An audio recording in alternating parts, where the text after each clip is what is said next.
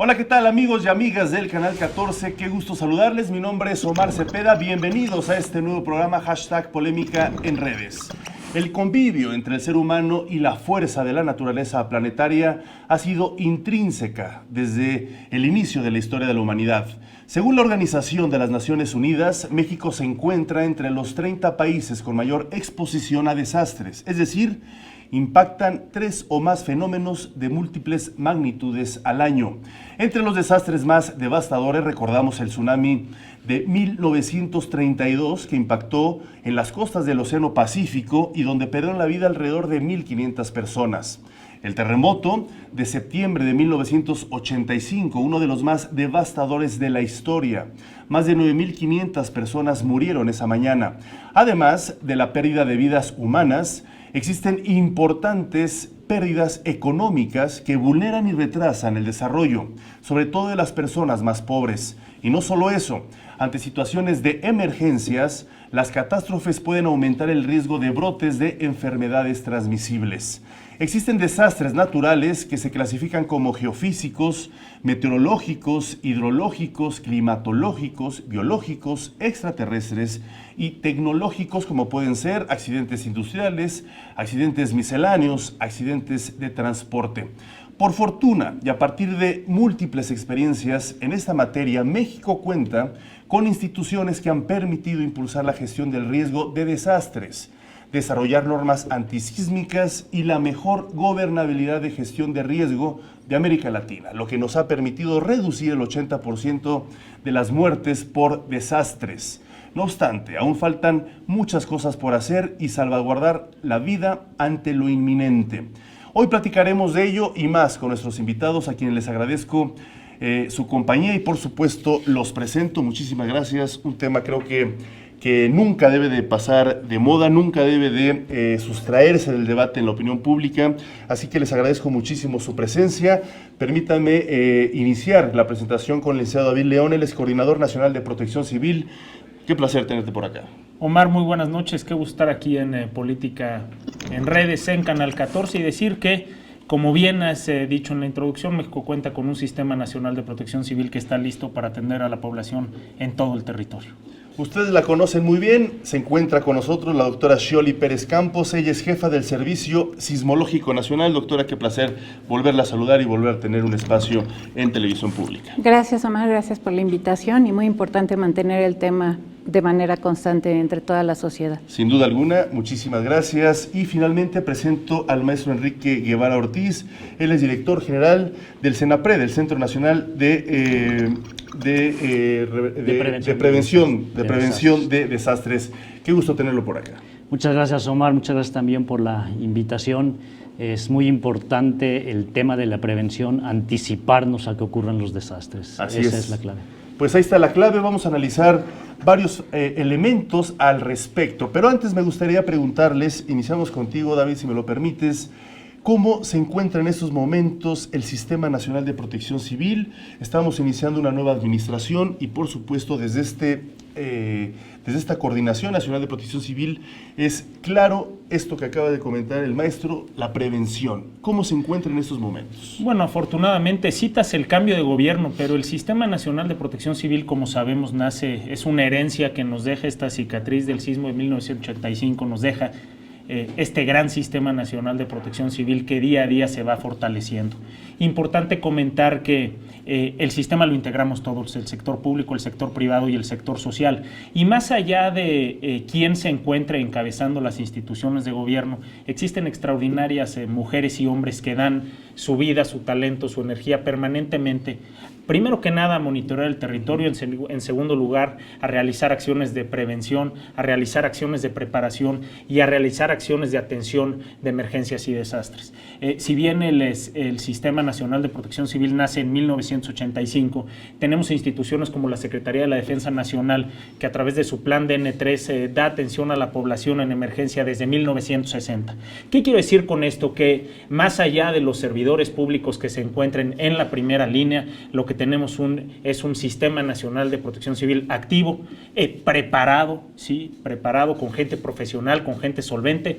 Enrique Guevara, que está aquí con nosotros, bueno, pues es un hombre que lleva haciendo prevención tal vez 20 años. La doctora Scioli, que encabeza una de las grandes instituciones que tiene ese sistema, como es el sismológico, pero también está el meteorológico. Es decir, tenemos grandes instituciones, grandes profesionales que podrán ir y venir representantes de elección popular, y tenemos grandes mujeres y hombres que realizan su trabajo. Hoy que tenemos una gran coordinación en los 3 niveles de gobierno y una gran fortaleza en cada una de las personas que integran las instituciones de la administración pública para darle certeza a la población de que estamos trabajando, tomando muy en cuenta que tengan seguridad, que tengan un territorio más resiliente en el que quepamos todos. Así está el sistema hoy. Es una labor extraordinaria que hacen muchas personas, y creo que si bien nunca es suficiente, estamos en un extraordinario momento. ¿Por qué nunca es suficiente? Me llamó la atención esta premisa que acabas de poner sobre la mesa, y considero que tiene que ver precisamente porque la sociedad siempre debe estar vigente ante lo que podemos enfrentar. Bueno, primero que nada porque estamos en un territorio extraordinariamente rico. La República Mexicana es un pueblo de pueblos, una gran combinación donde nos une la gastronomía, la cultura, el territorio, las religiones, las lenguas, pero además nos une el riesgo. Y el riesgo está presente en el territorio de manera permanente. Y debemos de ser muy claros y muy autocríticos en que nunca se está lo suficientemente preparado ante los fenómenos que existen en el territorio. Más de 40 volcanes de los que nos puede hablar el ingeniero Guevara, más de 16.500 sismos en lo que va del año en el territorio nacional, 18 estados con alta sismicidad, 5 placas tectónicas de las cuales nos puede hablar Scioli, 33 sistemas pueden impactar el territorio nacional este año, eso dice el Servicio Meteorológico Nacional en cuanto a ciclones tropicales. Es decir, es una gran diversidad. ¿Qué tenemos que hacer? Fortalecer las capacidades de la autoridad, que todos a los 3 niveles estemos mejor preparados, y por el otro lado fortalecer las capacidades de la población y de la ciudadanía, claro, con 4 puntos muy importantes: identificar el riesgo, que ahí está, prevenir, prepararnos antes, durante y después de que se venga la emergencia. Gracias, David. Doctora Scioli, me gustaría preguntarle, usted es una de las voces de mayor respeto a la hora de hablar de cuestiones que tienen que ver con los sismos. Creo que en varias ocasiones que hemos tenido la oportunidad de platicar siempre pone sobre la mesa la necesidad de la prevención, del conocimiento, pero antes de entrar a ese tipo de temas, porque estoy seguro que la sociedad está siempre ávida de que se le informe con precisión qué está pasando, cuáles son los mejores mecanismos de prevención, pero me gustaría preguntarle de su expertise, cómo se están desarrollando los patrones sísmicos en nuestro país, no solo en el país, incluso en la Ciudad de México, porque creo que la información es clave, y una información precisa y tan eficaz como la que usted normalmente comenta, pues es muy importante en estos momentos. Bien, Omar, pues desafortunadamente no hay patrones muy claros que nos permitan decirles a la sociedad qué va a pasar mañana. Tenemos patrones como muy generales, que sabemos cuáles son las zonas donde se presenta la mayor sismicidad en número y en magnitudes, pero no hay ningún indicativo de que haya una modificación de esto y que venga algo posterior de mayor escala, o que se vaya a terminar la sismicidad en el país. Eso sí sabemos, no se va a terminar la sismicidad en el país. Claro. Entonces, desafortunadamente, la historia con la que contamos de sismos es muy pequeña, es muy corta. Estamos hablando de los últimos 110 años a nivel de registro. Tenemos un poco más de historia si tomamos en cuenta las crónicas o noticias misivas, incluso códices. Podemos irnos hasta 1500. Pero con eso solo podemos conocer los sismos de mayores magnitudes. Pero en nuestro país ha temblado desde que el país existe como territorio, no como país, y por lo tanto pues no podemos tener un patrón que nos diga cómo ha sido la sismicidad en los millones de años que tiene la Tierra, ¿no? Entonces tenemos como un segundo en términos de tiempo geológico de información, lo cual no nos permite hacer análisis estadísticos o probabilísticos lo suficientemente precisos para poder informar si lo que estamos viendo en la sismicidad del mes pasado es un patrón que nos indique qué viene a futuro.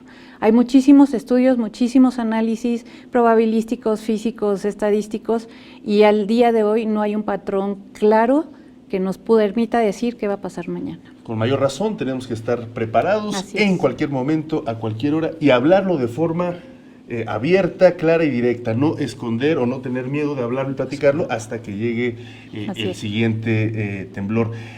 Ya regresaremos a platicar qué es lo que está pasando con la Ciudad de México, si es normal, es atípico, en fin, ya nos explicarás. Me gustaría preguntarte, maestro Enrique Guevara, ¿cuáles son los objetivos del CENAPRED?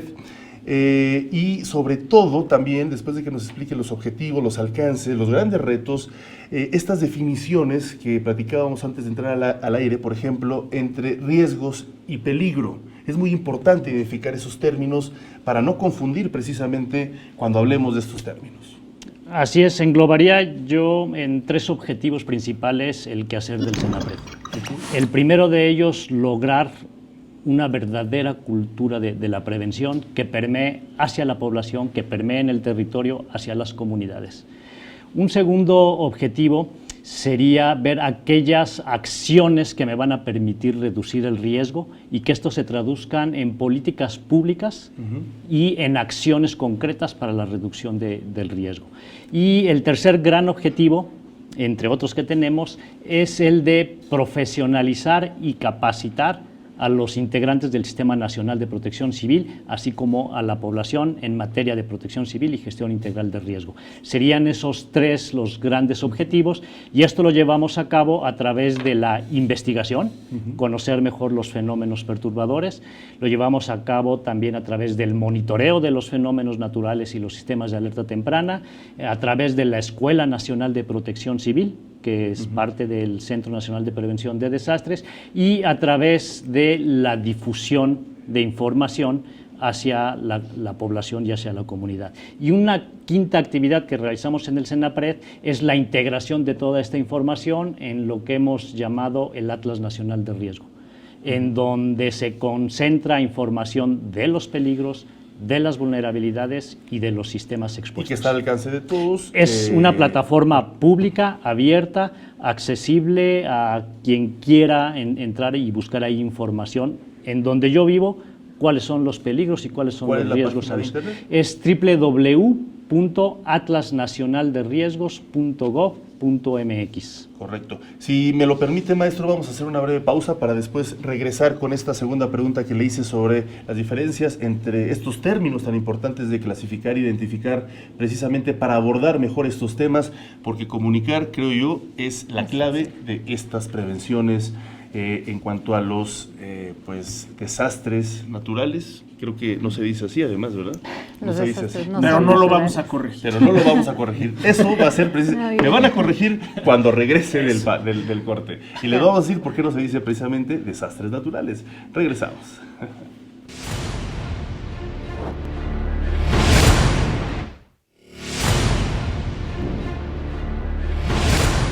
Qué bueno que nos acompaña. También un fuerte saludo, no solo a quienes siguen esta transmisión por Canal 14, también quienes nos siguen por Facebook Live. Un fuerte saludo, gracias por acompañarnos, y también a través de Twitter, @Canal 14MX. ¿Por qué está mal decir desastres naturales? Creo que es importante poner estos puntos en las IES porque precisamente vamos a poder entender mejor.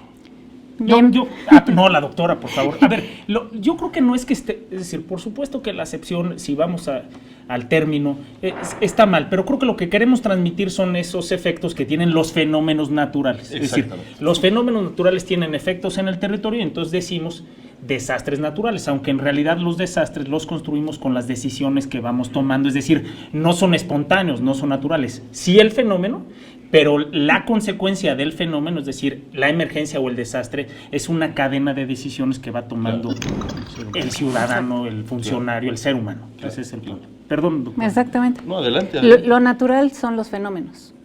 No es natural que haya desastres ante esos fenómenos. Y podemos evitar los desastres tomando las decisiones adecuadas en la prevención y la mitigación. Ahí está claro, tú no lo podrás simplificar muy bien, maestro. Efectivamente, el riesgo es una condición latente que cuando se materializa o se concreta se traduce en desastre. Y los riesgos se construyen socialmente. Acciones y decisiones de autoridades, de la población, construyen esas condiciones de vulnerabilidad que cuando se presenta un fenómeno se traduce en el desastre. Entonces, digamos, siendo muy estrictos en el lenguaje, podemos decir que los desastres no son naturales. Es a lo que vamos, es decir, cuando hay un terremoto o un sismo, el problema no es el sismo, sino cuando se cae un edificio. Así es. El problema cuando hay un huracán, el problema no es el huracán, el problema es cuando la gente va caminando sin información previa por el lugar donde va a entrar precisamente el huracán. Sí, o una autorización de un desarrollo habitacional en una zona inundable, o una construcción que no se hace con base en el reglamento y se cae. Dicen también, ahorita hablando de las frases que decía Scioli y Enrique, dicen, los sismos no matan, lo que matan son los edificios mal construidos. Es decir, hay una serie de acciones y decisiones que tomamos que generan condiciones de emergencia y desastre. Me gustaría preguntarte, David, también maestro Enrique, y por supuesto si quieres agregar al respecto dentro de tu experiencia, doctora Scioli, algo tan importante como es el Sistema Nacional de Protección Civil, que es el paraguas que abarca por supuesto todo el país, y el presupuesto. Se ha visto recortes al presupuesto al respecto. Desde tu perspectiva, David, ¿esto cómo va a impactar en el desarrollo de la coordinación que tú diriges? Bueno, lo primero que hay que decir es que este sistema lo integran estos tres sectores, el sector público, el sector privado y el sector social, y todos nos ayudamos y subsidiamos acciones en la prevención, en la preparación y en la atención de emergencias. Particularmente las instituciones del sector público nos hemos apretado el cinturón para realizar mejores inversiones y un mejor gasto. Yo lo que siempre digo es que, por ejemplo, en la Coordinación Nacional de Protección Civil hemos recortado todo aquello superfluo que no ha condicionado la operación de la coordinación o particularmente del Senapred. ¿Era importante una política de austeridad? Sin duda que lo era. ¿Había excesos? Claro que los había. ¿Teníamos duplicidad de funciones? La teníamos. ¿Qué estamos haciendo? Gastando mejor. No necesariamente tener más presupuesto quiere decir hacer las cosas mejor, no. Ahora, número 2, el sistema y particularmente el sector público, la coordinación en particular, damos respuesta a través de otras instituciones, es decir, a través de la Secretaría de Salud, de la CONAGUA, de la Marina, de la Sedena, de la Guardia Nacional, y todas ellas están también en una política de dirigir su presupuesto a aquello que es más necesario, aquello que es prioritario. Esa coordinación continúa intacta. Por ejemplo, el Comité Nacional de Emergencias, que es esa mesa redonda, para los que no la conocen, una mesa redonda donde se sienta un funcionario de cada una de las dependencias a dar respuesta a la emergencia, esa continúa funcionando de manera natural. ¿Qué estamos privilegiando? La coordinación, la comunicación con los tres niveles de gobierno, es decir, que los municipios tengan mejores capacidades, que el Estado también lo tenga y que la Federación pueda atender a la población que se encuentra en emergencia o en desastre. Una labor importante de prevención a través del Centro Nacional de Prevención de Desastres y una labor muy importante de difusión. Los medios de comunicación son un elemento fundamental del sistema que nos ayudan, como tú nos estás ayudando, Omar, aquí en Canal 14, justamente a platicar con la población para que, uno, identifiquen el riesgo y dos, estén más preparados ante el riesgo que se les presenta. Claro. Esos riesgos que se presentan, me gustaría preguntarte cuáles son los países, los estados que mayor riesgo hay, los estados de nuestro país, si existe esa clasificación y sobre todo también cuáles son los fenómenos naturales que más estamos expensas de una posible catástrofe. Muy bien, primero voy a empezar mencionando la clasificación de los fenómenos perturbadores, que así se llaman en la Ley General de Protección Civil. Son 6 diferentes: geológicos, hidrometeorológicos, químico-tecnológicos, sanitario-ecológicos y socioorganizativos, más los astronómicos. Estos tipos de fenómenos se presentan de manera diferenciada en el país. Hay ciertas regiones del país donde están más expuestos a fenómenos hidrometeorológicos, como son aquellos estados en zonas costeras, a fenómenos geológicos, pues los que están más cerca o dentro del área de influencia de las placas tectónicas. Hablando de riesgo volcánico, pues aquellas poblaciones que se encuentran cerca de algún volcán activo. Entonces está diferenciado dentro del territorio dependiendo del tipo de fenómeno al que nos estemos refiriendo. ¿Cuántos volcanes activos hay en ese momento? Se consideran los principales, son alrededor de 14, entendiendo que un volcán activo es aquel que ha tenido alguna actividad en los últimos 10.000 años. Bueno, ¿no? un margen Eso quiere amplio, decir que existe la probabilidad, al haber todavía una cámara magmática o indicios de una cámara magmática, que eventualmente en algunos años o algunos cientos o miles de años va a tener nuevamente actividad efusiva. Actualmente los que están dentro de un proceso eruptivo básicamente son dos, que es el volcán Popocatépetl y el volcán de Colima. En cuanto a las estadísticas del número de desastres en nuestro país, desde 1980 que se está haciendo este análisis, más del 90% de los desastres en nuestro país año con año están relacionados con fenómenos hidrometeorológicos, es decir, inundaciones, ciclones tropicales, inclusive sequías, que también se consideran dentro de esta clasificación, es lo que más está impactando a nuestro país año con año. La magnitud de su impacto también está diferenciado por tipo de fenómeno.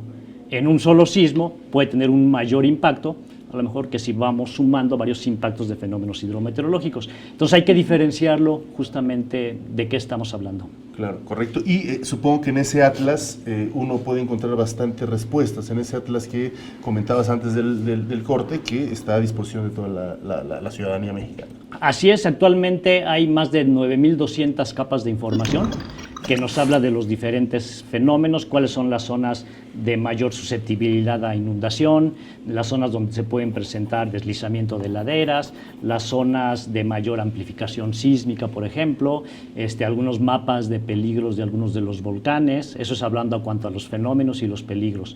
En cuanto a la vulnerabilidad, por ejemplo, que es la fragilidad que tiene un bien expuesto o una persona a sufrir daños, dependiendo de sus características físicas, económicas, sociales. Entonces vienen varias capas de vulnerabilidad, tanto de infraestructura física, indicadores socioeconómicos, un inventario, digamos, de los bienes expuestos, dónde están ubicadas las escuelas, dónde están ubicados las estaciones de gasolina, en fin, 9.280 capas. Están acomodados en diferentes aplicaciones, también dependiendo de qué es lo que estamos buscando. Pues muy completo, sin duda hay que revisar ese atlas de riesgos. Y me gustaría preguntarte, retomando ello, ¿qué está pasando en la Ciudad de México con estos microsismos que se han venido desarrollando? Pues es muy interesante porque de pronto estamos atentos y al pendiente de estos sismos que ocurren dentro de la Ciudad de México. En nuestro catálogo del Servicio Sismológico Nacional tenemos registrados 276 sismos desde 1974. No es que antes no temblara, lo que pasa es que antes el tipo de registro que se tenía y las pocas estaciones que existían en el país no nos permitían detectar y registrar y analizar esta sismicidad que se presenta dentro de la Ciudad de México desde toda su historia. En realidad, la red sísmica del Valle de México, que opera el Servicio Sismológico Nacional, se ve incrementada en número de estaciones, modernizada a partir de 2010. Y es ahí cuando empezamos a ver estos sismos pequeños y cuando alguien dice que percibió un movimiento brusco, ya podemos hacer esa correlación entre esos movimientos bruscos percibidos y lo que estamos viendo en el registro. Entonces, la sismicidad se presenta en la Ciudad de México con se han observado que en algunos casos se presenta como enjambres. Eso significa varios sismos en un lapso de tiempo muy corto, con magnitudes similares, y eso se ha observado en el pasado. Por ejemplo, hay un caso en 2003 de 14 sismos en un periodo corto, ¿no? En el lapso de una semana. Claro. Este es el que tenemos mayor duración, mayor número de sismos, con las magnitudes entre 1.8 y 3, que fue el que reportamos más grande en julio pasado, pero eso no significa que no haya pasado anteriormente, más bien no contábamos con la tecnología y las redes de monitoreo para poder verlo. La otra es que tampoco había tanta densidad de población en la ciudad, entonces ahora estamos sentados sobre el epicentro y la gente que vive muy cercana o sobre el epicentro, pues lo que debió haber sentido es un golpe muy fuerte, un salto muy brusco.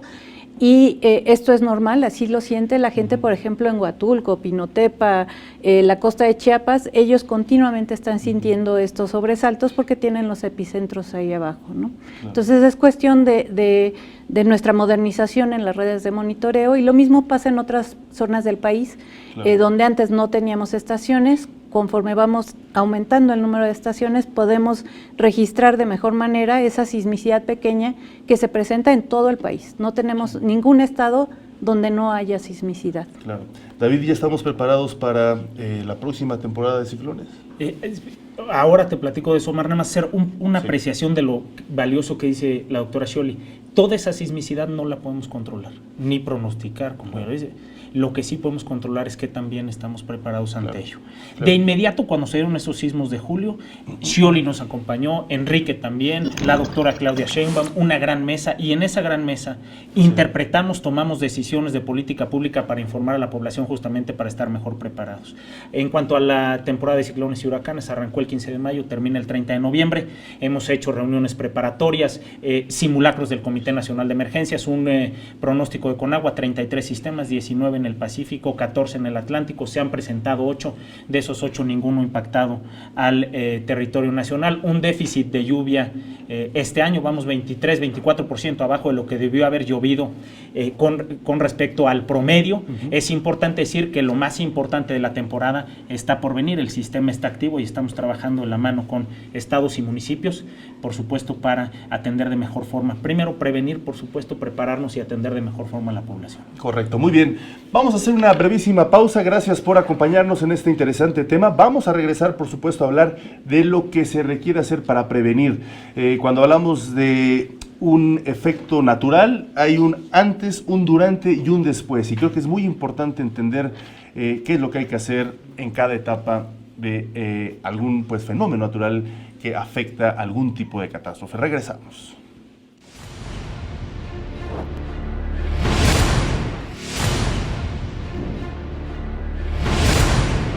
Qué bueno que nos acompaña, es un placer seguir con ustedes. Le damos la bienvenida a quien se acaba de integrar a esta mesa de análisis, de diálogo, a la arquitecta Miriam Urzúa Venegas, ella es secretaria de Protección Civil del Gobierno de la Ciudad de México.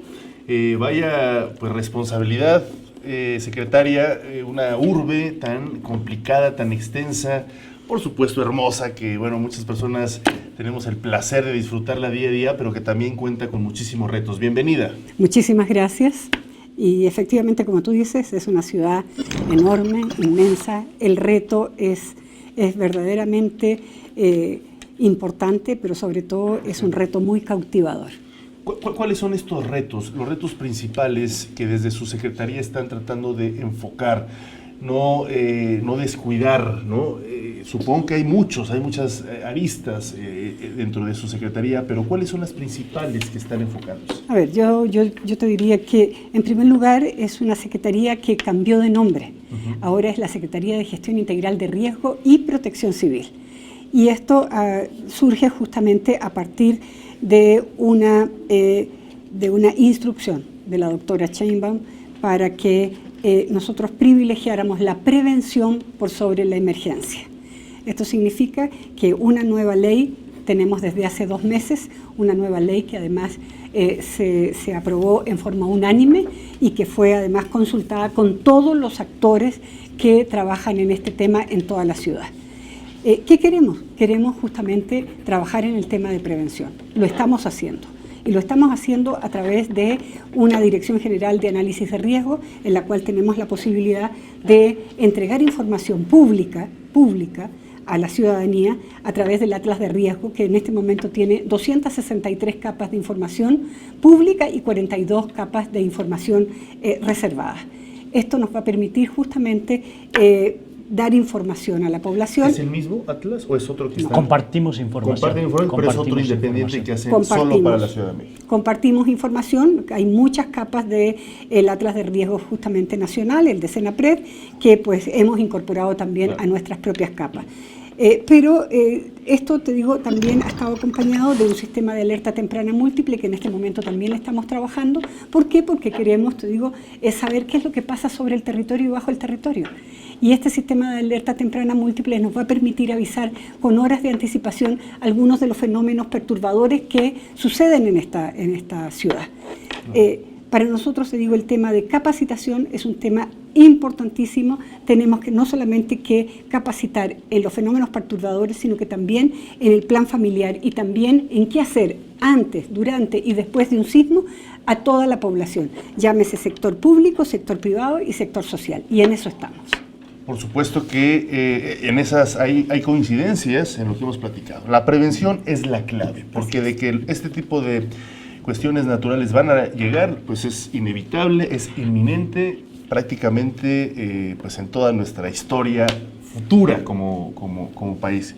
Pero la posibilidad de disminuir cada vez más los riesgos depende de la prevención. ¿Qué se está haciendo en ese sentido, David, licenciado David, desde la Coordinación Nacional de Protección Civil para precisamente prevenir? Ya lo habías más o menos esbozado, pero me gustaría que lo profundizaran un poco más, si quieres, junto con el maestro Enrique Guevara, para poder identificar exactamente en qué posición está la ciudadanía en este momento ante los posibles riesgos. Lo primero que me gustaría decirte, Omar, es que si ves camaradería y cercanía, sí, claro, en esta mesa, es porque todos los días nos hablamos incluso más que probablemente con nuestras familias. Es decir, este es un equipo profesional con el que tenemos contacto y coordinación todos los días. La Coordinación Nacional de Protección Civil tiene un ente extraordinario que nace en 1988 con recursos del gobierno de Japón, encargado de la política pública de prevención, de difundir este tipo de materiales, que es el CENAPRED, sí, y que lo encabeza Enrique Guevara y lo encabeza de extraordinaria forma. Tiene un gran equipo de especialistas que todos los días trabajan en labores de prevención. La coordinación particularmente que tenemos con los estados, por ejemplo, en el tema de sismicidad, 18 estados con alta sismicidad, un plan que se llama Prevencismo, que tenemos puntos de encuentro con cada uno de los gobiernos estatales para poder homologar la respuesta ante la existencia de un sismo, que en el proceso nos lo alerta Scioli, nos da la magnitud, nosotros corremos nuestros protocolos de inmediato. Yo le llamo a la doctora Miriam Ursúa, la arquitecta Miriam Ursúa. Miriam Ursúa ya trae su protocolo con el gran gobierno de la ciudad, que han hecho una gran tarea, han certificado equipos de rescate, tienen su atlas, tienen sus comités comunitarios por cuadrantes, es decir, hay grandes labores para la preparación y la atención, y lo mismo hacemos con cada uno de los gobiernos estatales. Hablábamos hace un momento acerca de la temporada de ciclones tropicales, lo mismo hacemos, solo que el que nos dé el primer insumo no es Scioli y el meteorólogo, sino es la CONAGUA y el Servicio Meteorológico. A esto voy con las grandes instituciones que existen y establecemos en ese momento, primero que nada, la preparación, es decir, por dónde va a entrar el fenómeno. Hablamos con los alcaldes, ubicamos, que ya lo tenemos ubicado, por supuesto, albergues temporales, se hacen evacuaciones, es decir, hay grandes protocolos aprendidos ya en las instituciones, que las instituciones están compuestas por profesionales como los que están aquí para darle mejor respuesta a la población. Un punto que aquí me parece importante, y ya que estamos hablando de ello, vale mucho la pena reconocer a todas esas personas que trabajan dentro del sistema, soldados, marinos, rescatistas, bomberos, especialistas, científicos, que realmente son una parte muy importante del Sistema Nacional de Protección Civil. Y que además, cuando suceden este tipo de sucesos, hay mucho voluntariado, ¿no? Y se nota ahí la gran habilidad, capacidad, naturaleza del mexicano y su solidaridad.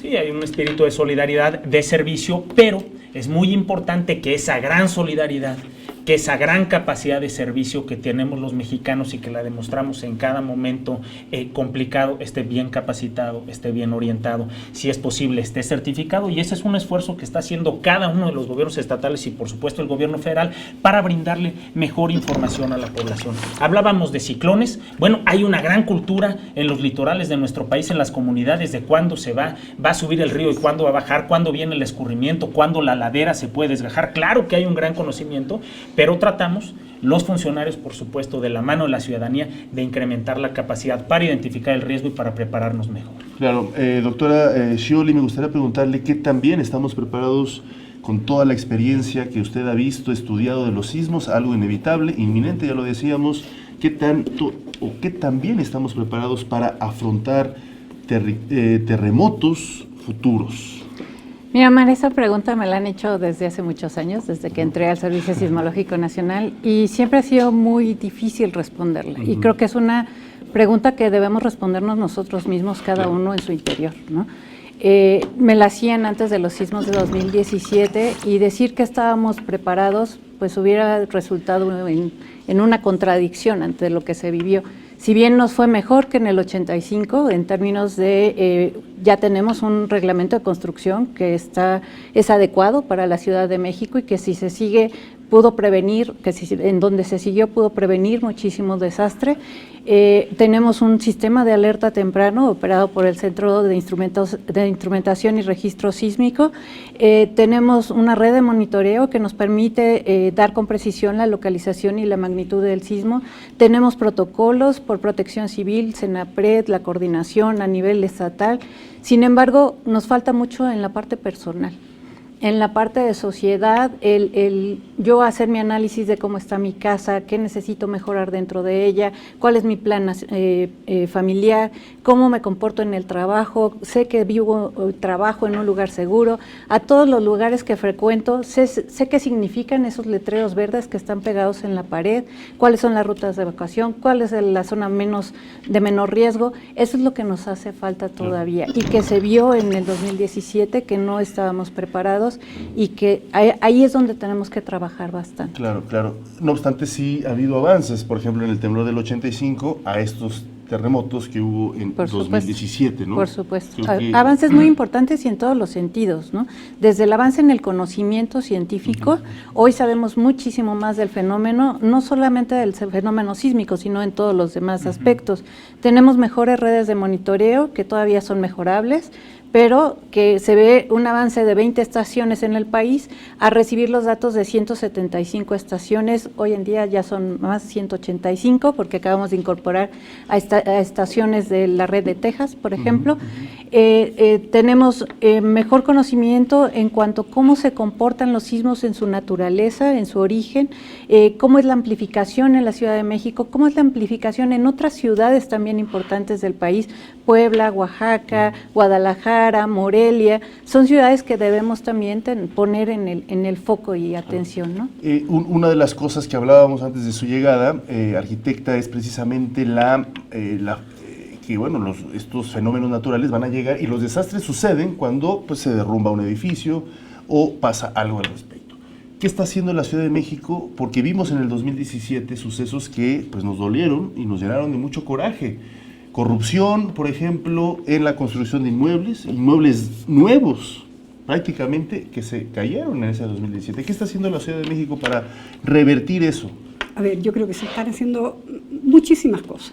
Y todos los sectores de alguna manera también lo están haciendo, no solamente la Secretaría de Gestión Integral de Riesgo y Protección Civil, es decir, la Secretaría de Obras, el Instituto de Seguridad para las Construcciones, por ejemplo, están trabajando arduamente, te digo, incluso en incorporar algunos artículos y algunas nuevas normas dentro de lo que es los códigos de construcción. Tenemos sobre todo, te digo, que incluir muy claramente lo que es la intensidad, ¿ya? Y la aceleración de los sismos en ese tipo de instrumentos, te digo, de construcción. No solamente es eso, sino que además se están haciendo revisiones. Se están haciendo revisiones en viviendas, se están haciendo revisiones en la infraestructura, especialmente de la educación, ¿sí? Pero yo quisiera agregar a todo esto, te digo, que estamos trabajando con protocolos. Los protocolos, te digo, que también tienen que ver, te digo, con la prevención. Son protocolos no solamente de sismos, estamos trabajando protocolos de incendios, protocolos de inundaciones, protocolos de lluvia, pero también estamos haciendo recomendaciones para tiempos de calor, para tiempos de frío, para la ceniza, para actuar frente a la posible caída de ceniza, que pues también la Ciudad de México, te digo, está enfrentada a ese fenómeno, por supuesto. Lo que decía Choli tiene mucha razón, y los compañeros también. Es decir, el territorio importa mucho. Y por eso que estamos, te digo, sabiendo cada vez más, conociendo cada vez más nuestro territorio. Tenemos que conocerlo para poder poner reglas y normas claras. Pero eso, te digo, lleva un tiempo. Claro. Lleva un tiempo, y una de las cosas más importantes, te diría, es que en el sistema de alerta temprana que estamos construyendo, pues lo que queremos es tener los espejos de todos los monitoreos que se están haciendo en la ciudad, de manera de poder tener en tiempo real lo que está pasando en todas partes. Claro. ¿Sí? Muy bien. Hay fenómenos naturales que pues, son intrínsecos a nuestro propio desarrollo planetario del ser humano, pero hay otros nuevos que al parecer se están desarrollando por precisamente las actividades cada vez más intensas del ser humano y que por supuesto tienen impactos como el cambio climático. Vamos a hacer una breve pausa para seguir hablando sobre esto, qué nuevos fenómenos naturales se están desarrollando a partir de los hábitos del ser humano en México y por supuesto en el mundo. En este momento estamos subiendo ya la encuesta a nuestro sitio de Twitter, @canal14mx, donde lo invitamos a que participe con la pregunta que ponemos ahí y por supuesto valoraremos muchísimo su respuesta. Regresamos.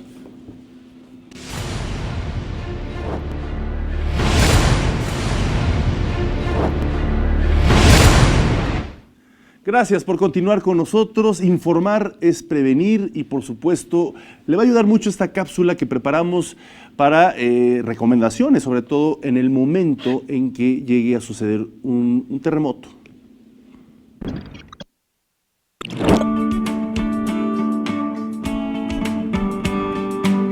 México se localiza en una franja sísmica importante. Por tal motivo, debemos estar siempre preparados en caso de un nuevo evento. No bajes la guardia. Es primordial contar con una mochila de emergencia que contenga alimentos no perecederos, agua embotellada, linterna de mano, radio portátil, baterías extra, bolsa hermética con documentos personales y de valor, duplicado de llaves, pluma y libreta con número de familiares y amigos, una muda de ropa, manta térmica y botiquín. En el caso de presenciar un sismo en el interior de algún inmueble, recuerda siempre que tienes mayor probabilidad de sobrevivir si te sitúas dentro del triángulo de vida. Y recuerda, los sismos no se pueden predecir, por lo que es mejor no hacer caso a información que solo genera pánico. Busca fuentes y aplicaciones oficiales y fidedignas. Te recomendamos platicar con tu familia y amigos sobre puntos de encuentro en caso de sismo. Es importante recibir información sobre primeros auxilios para saber cómo actuar en caso de que alguien necesite ayuda. Y sobre todo, acércate a círculos de apoyo psicológico para recuperar la tranquilidad emocional, tener claridad y calidad de vida. Canal 14, por un México unido, informado y alerta. Pues ahí está, muchísimas gracias a la gente de producción del Canal 14 por presentarnos esta importante cápsula que, bueno, la estaremos también replicando en nuestras redes sociales, porque como decíamos, los medios de comunicación debemos de tenernos y darnos a la tarea de estar informando al respecto. Hablábamos antes del corte que también la mano humana ha generado unas mayores desastres en varios rubros, pero también la afectación de fenómenos naturales se incrementen. Veíamos que en Groenlandia, en este verano muy caluroso, de manera histórica ha llegado el deshielo de forma muy importante y eso por supuesto genera niveles de agua prácticamente en todos los continentes. México, ¿qué evaluación está haciendo al respecto el gobierno mexicano, las diversas instancias, para poder hacer frente a este tipo de problemáticas, que ya no son las tradicionales, un sismo que son inminentes y que siempre vamos a convivir con ellos, pero que, por ejemplo, a lo mejor, ustedes me corregirán si es o no asertiva la postura, de que, por ejemplo, se incrementen los huracanes? ¿Qué opinan al respecto? ¿Cómo se está trabajando? Yo creo que podríamos hablar específicamente, por ejemplo, un incremento del riesgo en grandes ciudades, ¿no? Es algo que está bien identificado y las razones son mayor población, mayor infraestructura expuesta, que va rebasando la capacidad de los sistemas y de las líneas vitales con los que fueron diseñados. Otro aspecto es que al haber tanto pavimento, eso ha provocado un incremento en la temperatura de las ciudades.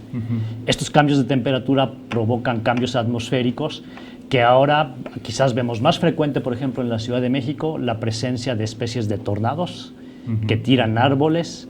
Al haber más población, más basura, y la principal causa de las inundaciones es la basura que tapa los sistemas de drenaje. Entonces, justamente esas acciones humanas han incrementado el riesgo y exacerbado algunos fenómenos como los asociados a los riesgos hidrometeorológicos con el cambio climático y estas microclimas, estas variaciones microclimáticas en grandes ciudades.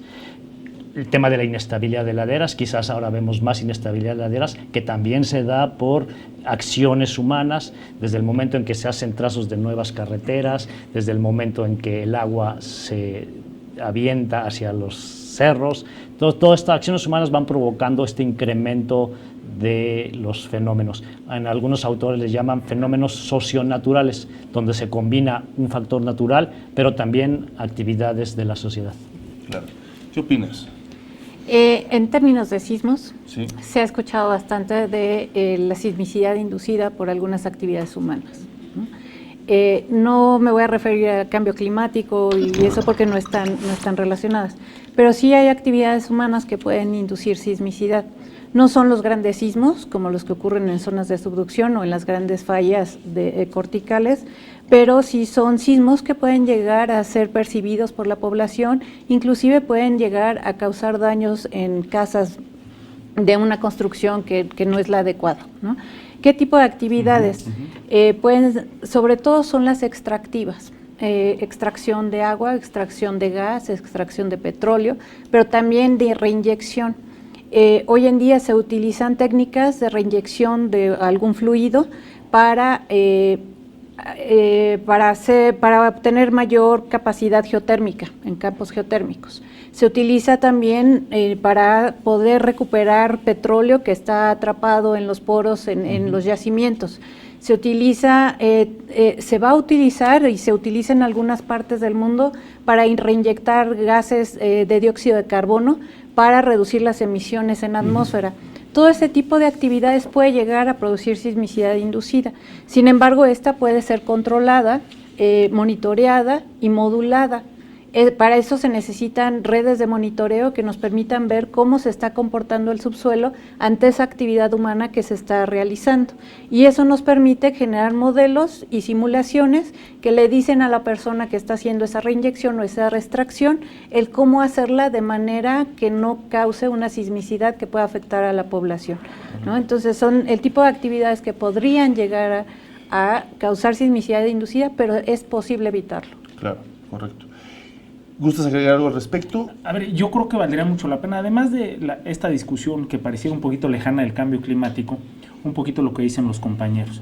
Por ejemplo, si vemos uno de los extraordinarios reportes que hace todos los días la Secretaría de Gestión Integral de Riesgo y Protección Civil de las causas de las inundaciones en este país, bueno, en esta ciudad particularmente, residuos sólidos, es decir, saturación de drenajes por residuos. Es una acción del ciudadano que si tenemos un mejor manejo de los residuos, logramos que la autoridad tenga un menor reto y se pueda dedicar a otros retos, por supuesto, y la ciudadanía verá menos nivel de agua en las vialidades. Número 2, tuvimos un desbordamiento de un río en San Gabriel, Jalisco, hace algunos meses, días, donde el Senapred hizo un extraordinario estudio donde nos damos cuenta que la tala, los incendios forestales han terminado con superficies boscosas que antes nos permitían retener el agua ahí. Hoy no las tenemos, los caudales se juntan, se suman y lo que sucede es que el agua corre mucho más rápido, el río se desborda y por ende tenemos viviendas inundadas y en ese caso perdimos vidas. Las acciones que realizamos los ciudadanos están directamente relacionadas con lo que pasa hoy en el territorio. Por supuesto, estas grandes notas que nos hablan de que estamos perdiendo hielo en el norte, estos grandes incendios forestales aterrizados en nuestra comunidad se reflejan en estas acciones. Correcto. Arquitecta, estamos, más bien, ¿cómo aprecia usted a la sociedad de la Ciudad de México? Que al final de cuentas, bueno, pues es muy movible. Muchas personas vienen de fuera acá, del Estado de México, la zona conurbada, que es una masa impresionante de ciudadanía viviendo. ¿Está preparada? ¿Qué tan madura está para precisamente estas soluciones que ahí están sobre la mesa? ¿Qué hacer en caso de un sismo? ¿Qué hacer en caso de una inundación? ¿Qué hacer en caso de que llegue un huracán, etcétera? ¿Qué tanto está preparada la Ciudad Mexicana? A ver, yo creo que estamos en proceso. Yo creo que todavía nos falta mucho y en ese sentido te digo, lo que tú dices, la Ciudad de México no solamente son los 8.993.000 habitantes que tiene, son esos más los 5 millones o 7 millones que todos los días se desplazan desde los estados aledaños hacia la Ciudad de México, ¿sí? Y eso hace que tengamos una enorme población te digo que en el caso de un sismo tiene que saber cómo actuar. Para la doctora Sheinbaum, te digo, esa es una tarea de primera prioridad. Y es por eso que estamos trabajando a nivel de ciudadanía, preparando a comités de prevención de riesgo por cuadrante. Como tú sabes, la Ciudad de México está dividida en 847 cuadrantes. Nosotros ya tenemos alrededor de 105 cuadrantes que hemos estado instalando, a los cuales les pretendemos, te digo, dar una serie de capacitaciones que van desde hacer atlas de riesgos participativos, es decir, que la población participe identificando los riesgos dentro de su cuadrante, que trabaje haciendo sus propios programas de emergencia por cuadrante, pero que también se capacite como brigadista, ya sea, te digo, en primeros auxilios, ya sea en evacuación, ya sea en simulacros, ya sea en comunicaciones, ya sea en incendios, que empiece a tener una preparación básica en ese sentido. Y además de eso, sobre todo, y en las primeras capacitaciones, estamos empezando a dar plan familiar, que es importantísimo que cada familia se siente y juntos, todos los de la familia, sepan lo que tienen que hacer en un momento determinado, dónde se van a juntar y cuáles son los problemas que pudieran darse en ese sentido. Y lo otro que estamos dándole es el antes, durante y después de un sismo. ¿Cuáles son las acciones que tienes que hacer antes de un sismo? Revisar todas las instalaciones de tu casa, por ejemplo. ¿Qué hacer durante un sismo? Hacerlo trabajar, sobre todo responder con calma y seguir las instrucciones, te digo, de quienes están dentro de ese comité de prevención de riesgo por cuadrante. ¿Y qué es lo que tienes que hacer después de un sismo? Es decir, yo creo que eso es importantísimo. Estamos en proceso. No podría decirte, yo creo que no podemos estar contentos todavía con lo que tenemos. Creo que nos falta muchísimo para llegar a todos y cada uno de los habitantes de esta ciudad y que sepa cada uno de ellos asumir la tarea que les corresponde. ¿Qué nos puedes decir precisamente a nivel de la cultura de la prevención, a nivel nacional? Y contigo cerramos este diálogo, se nos fue el tiempo, pero creo que es muy importante la información que tú también traes. Sí, la cultura implica en primer paso crear una conciencia. A partir de esa conciencia que tengamos sobre los riesgos a los que estamos expuestos, debemos de modificar hábitos, conductas y acciones y toma de decisiones en función de los riesgos a los que estamos expuestos. El día que incorporemos en nuestra vida diaria, en nuestras acciones cotidianas, la variable del riesgo en esa toma de decisiones, en ese momento existirá una cultura de la prevención. Si llegamos a un cine, a un teatro, a un restaurante, lo primero que tenemos que hacer es dónde están las salidas de emergencia, dónde están las rutas de evacuación, si hay algo encima de mí que se me pueda caer, si voy a comprar un departamento, saber si está en zona de amplificación, en qué año se construyó, si se construyó adecuadamente respecto a los reglamentos de construcción. Es decir, todas las decisiones que tomemos debemos, entre otras variables, considerar el riesgo de desastre. En ese momento que modificamos hábitos y conductas, en ese momento podemos hablar que existe realmente, que hemos incorporado a nuestra cultura la cultura de la prevención. Claro, así es, porque además el conocimiento nos va a dar tranquilidad y la tranquilidad nos va a poder resolver mejor un momento cuando estemos ante un fenómeno adverso, y precisamente el pánico se puede volver uno de nuestros principales adversarios al respecto. Pues les quiero agradecer muchísimo que hayan estado en esta mesa. Estoy seguro que con el compromiso que tiene el Canal 14, el Sistema Público de Radiodifusión del Estado Mexicano, con colaborar precisamente en estos planes de gestión de riesgos con todos ustedes, tendremos programas relacionados sobre esto que hemos platicado para seguir hablando, informando a la ciudadanía, que es un papel, por supuesto, de los medios públicos. Les agradezco muchísimo que hayan estado con nosotros. Muchas gracias. Gracias. Gracias a todos. Por supuesto, a todos ustedes, gracias por acompañarnos. Nos vemos en la siguiente emisión de Hashtag Polémica en Redes. Por supuesto, agradecemos mucho a Capital 21 por su colaboración y hacer posible la realización de este programa. Hasta la próxima.